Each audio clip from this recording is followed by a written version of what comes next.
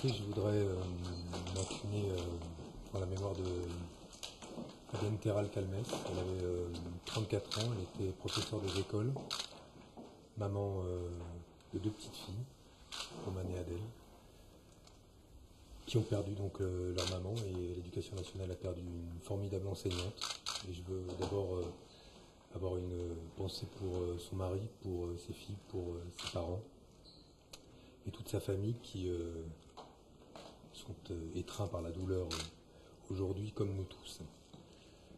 C'est un acte odieux, un meurtre, le meurtre d'une enseignante dans sa classe, devant les élèves, par une femme qui, selon les premiers éléments de l'enquête, semble atteinte de troubles psychiatriques importants, mais l'enquête en dira davantage et le procureur aura l'occasion de s'exprimer sur le sujet.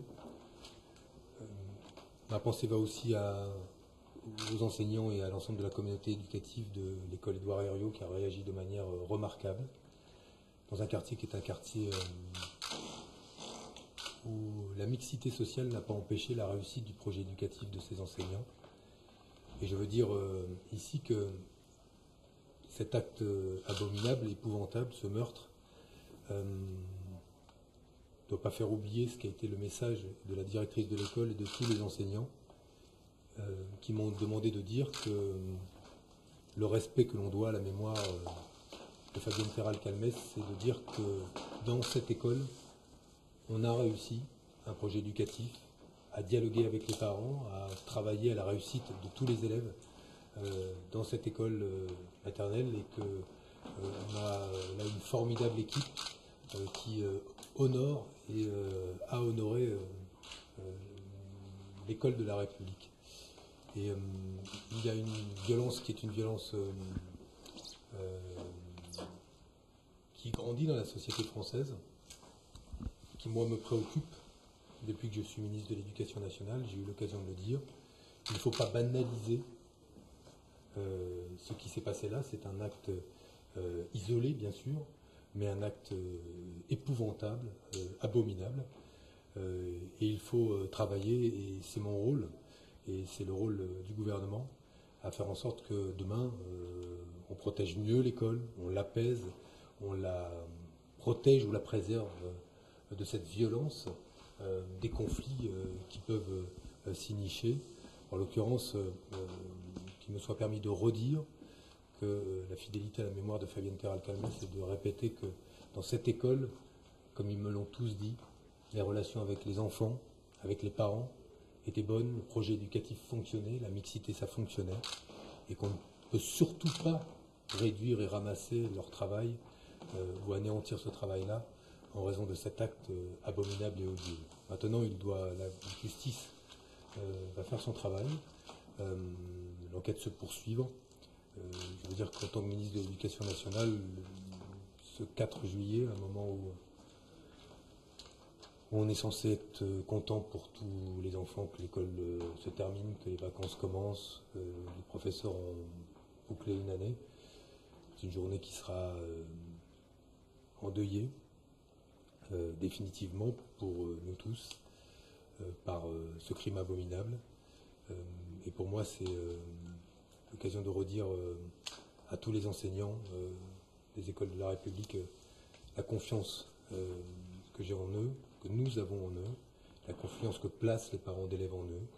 Nous n'ignorons pas les difficultés de ce métier, le fait qu'ils font face à des situations qui sont des situations parfois extrêmement graves, qui vont jusqu'aux actes les plus extrêmes, comme aujourd'hui, mais pour autant qu'il ne faudra pas évidemment réduire l'école à ce qui s'est passé aujourd'hui, mais tout mettre en œuvre pour que la sérénité, le calme, la paix accompagnent le travail des enseignants, parce que sans la paix, la sérénité, le calme, on ne peut pas non plus transmettre, apprendre aux enfants de la République correctement.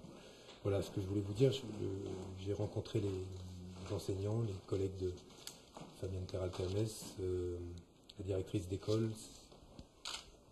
Nous les accompagnerons le temps nécessaire pour dépasser et surmonter cette épreuve, jusqu'à la rentrée prochaine aussi.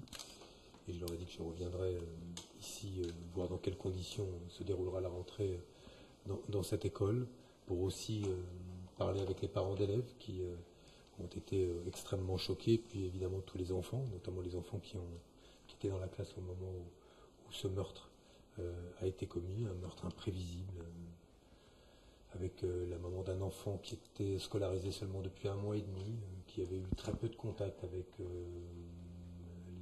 les professeurs et la directrice d'école, et qui a commis cet acte abominable dans une classe contre une remarquable professeure et aussi jeune maman. Et j'ai vraiment une pensée très émue pour elle, sa famille évidemment, son mari et ses 2 filles. Effectivement, vous le disiez, il y a des parents qui s'interrogent sur la sécurité dans cette école, voire nous avons rencontré ce matin un mère qui dit « Moi, je n'ai pas envie de mettre mon enfant à la rentrée dans cette école à cause de ça ». Et ce que vous dites, ce n'est pas le bon message. Ce que je dis, c'est que le geste d'un parent qui poignarde avec un couteau un professeur est un geste imprévisible. Un seul des enseignants qui est là aurait pu imaginer qu'un geste pareil soit commis, et dans aucune école. Et c'est une parente d'élève qui accompagnait ses enfants et qui dans la classe a commis ce geste.